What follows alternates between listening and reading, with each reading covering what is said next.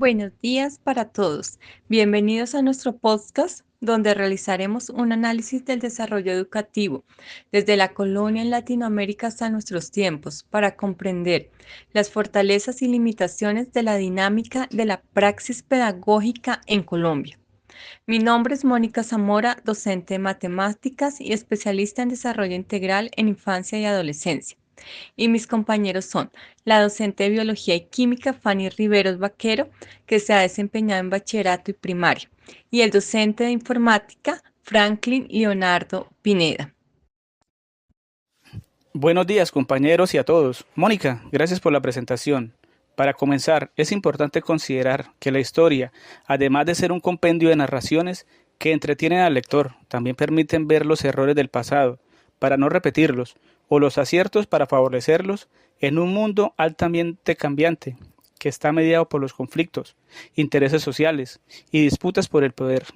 No se trata de generar nuevos modelos, sino de optimizar los existentes. Por ejemplo, al día de hoy se conserva la oratoria en las clases que Platón y Aristóteles establecieron en la época clásica.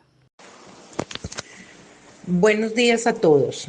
Asimismo, estos diversos contextos y acontecimientos de relevancia histórica han propiciado la configuración en ambos ámbitos económicos y políticos, trasegando la realidad educativa a lo largo del tiempo en Latinoamérica y en nuestro país.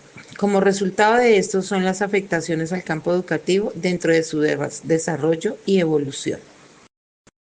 Exacto, Fanny. También es relevante considerar que hacer comparaciones desde una configuración multidisciplinaria es un ejercicio que permite realizar un derrotero de cuestionamientos sobre los paradigmas educativos, patrones y diferencias en los sistemas educativos a lo largo del tiempo y analizar la eficiencia de estos en cuanto a los requerimientos de la persona para alcanzar su integridad y realización personal, lo que contribuye a entender la praxis actual, optimizar procesos en los sistemas educativos de un país tal como lo menciona González en su documento sobre la historia comparada como posible metodología para comprender los movimientos sociales del magisterio en Brasil y Colombia entre 1954 y 1990, así como exportar fortalezas estratégicas de un país a otro. Sí, Leo. Y habiendo mencionado estos fundamentos, podemos comenzar a delimitar algunos aspectos históricos en Latinoamérica establecidos por Sembach 2004, los cuales son la herencia colonial, los procesos de independencia, el liberalismo del siglo XIX, el papel del Estado, las tensiones entre proyectos educativos y la consolidación de los sistemas educativos del siglo XX. En este orden de ideas, el primer aspecto es la herencia colonial, la cual fue dominada por la Iglesia Católica.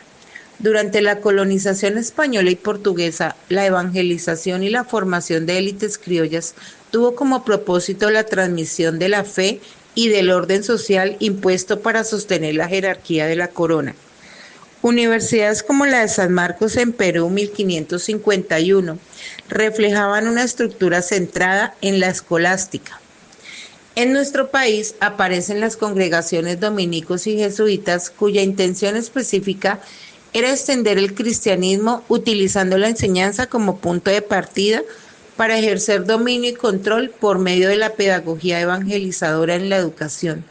Allí se sentaron las bases universitarias en 1551. Luego de esto, la comunidad de Santo Domingo funda la Universidad Santo Tomás en Santa Fe de Bogotá en 1580, que por cierto es la primera universidad de Colombia. Más adelante, los jesuitas organizan la Universidad Javeriana en 1622 y posteriormente los agustinos calzados fundaron la Universidad de San Nicolás de Mira en 1624. El principal objetivo de estas comunidades no era otro que extenderse por todo el territorio con el propósito de ingerir en la toma de decisiones políticas y económicas que introdujeran las corrientes y pensamientos religiosos para el dominio de la sociedad. Más adelante en el siglo XVIII, la influencia europea transforma el campo educativo. En nuestro país, a la vez que imperan fundamentos culturales e intelectuales orientados por la ciencia y las letras, dejando a un lado el dogma religioso e insertando ramas del conocimiento como historia natural, astronomía, entre otros. Estos nuevos criterios de educación lograron que gran parte de la población marginada del territorio fueran incluida en las sociedades que tradicionalmente dominaban el quehacer educativo, político y económico. Después, los procesos de independencia obligan a los estados a construir sistemas educativos que consolidan las nuevas repúblicas y la identidad de los ciudadanos en cuanto a libertad, racionalidad y las realidades locales.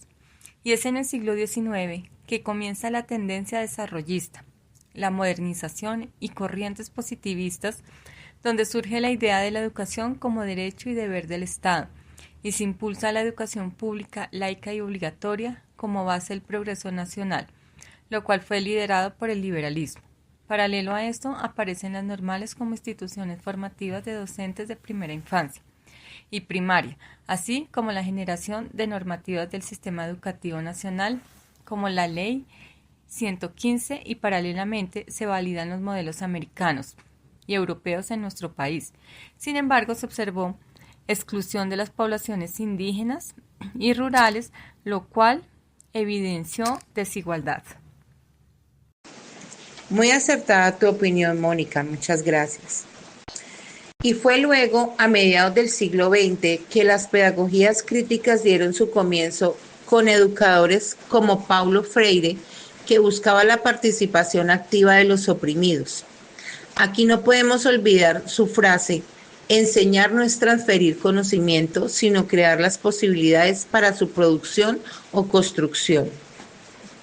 Ahora adentrémonos en tiempos más modernos.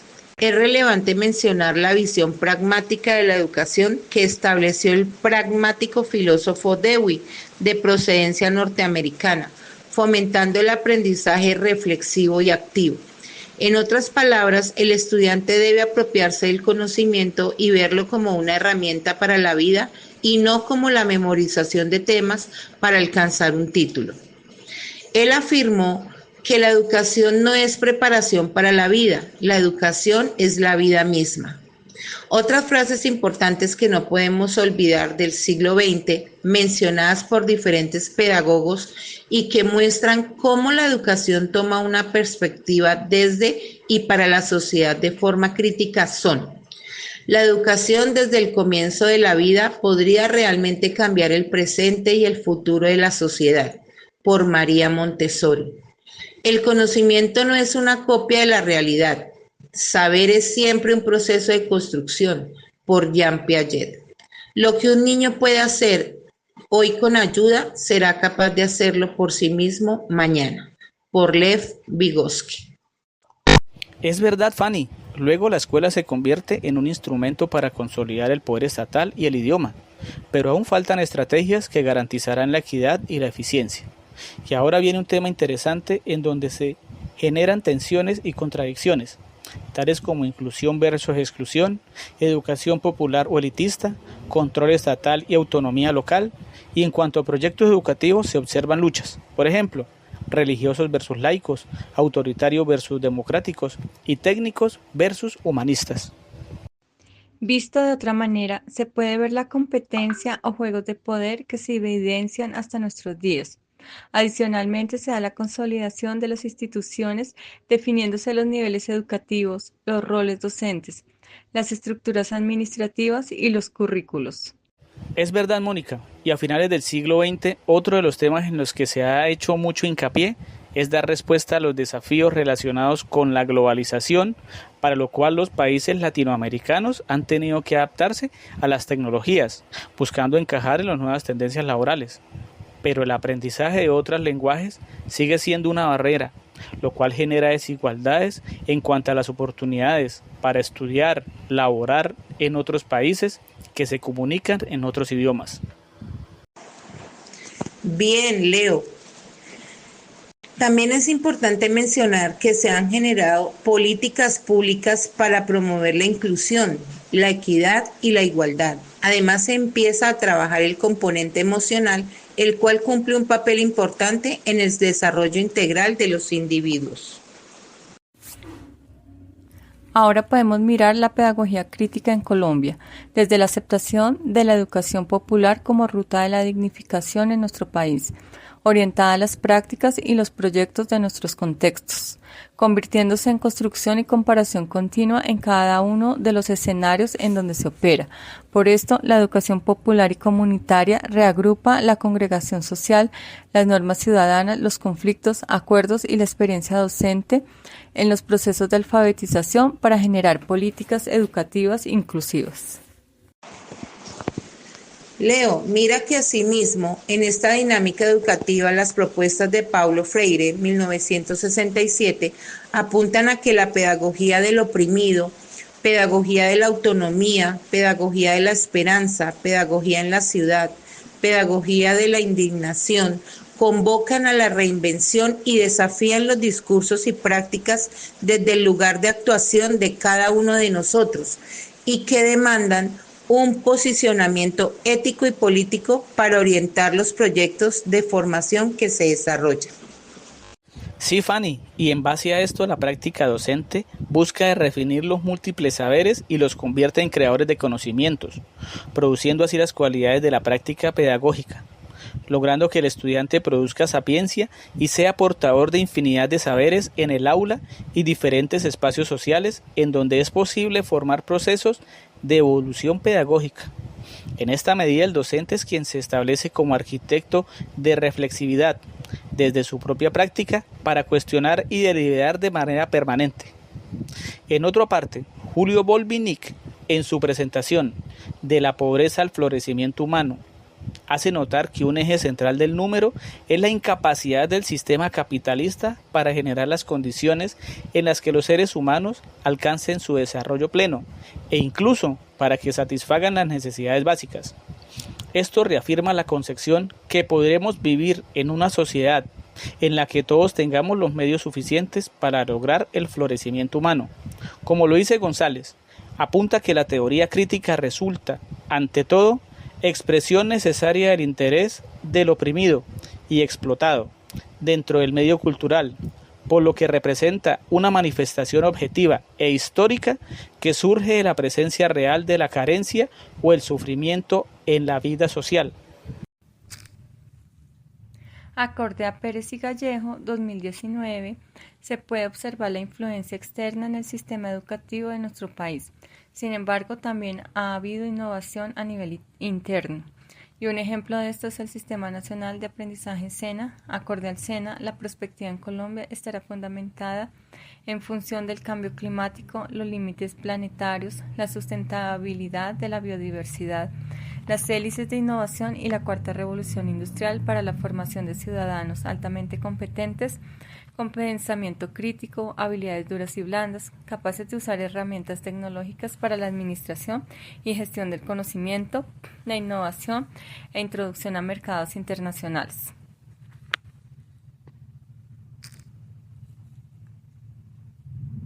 Otro aspecto positivo es la nueva visión integral que contempla el campo afectivo y emocional, la dieta balanceada, las pausas activas, actividades extracurriculares de salud mental, el bilingüismo, entre otros aspectos.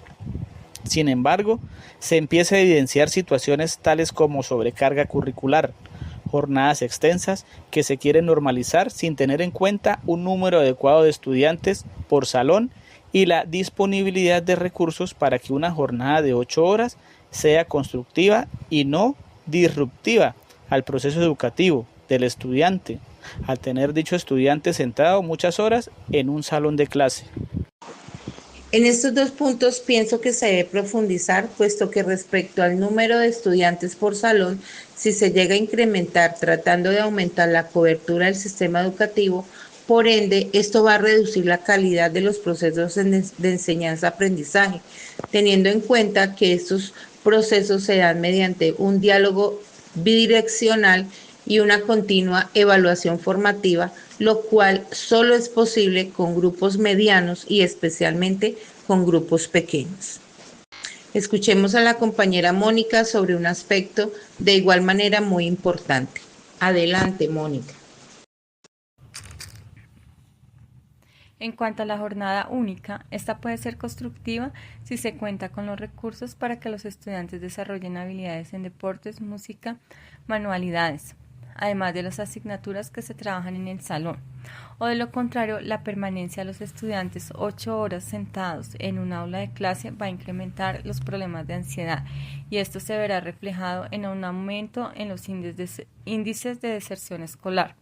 También es posible que haya sobrecarga laboral para los docentes en el sentido de que ellos van a tener que dictar más horas y atender un mayor número de estudiantes para poder satisfacer la demanda, lo cual va a disminuir la calidad de vida de los docentes y con ello la calidad de la educación.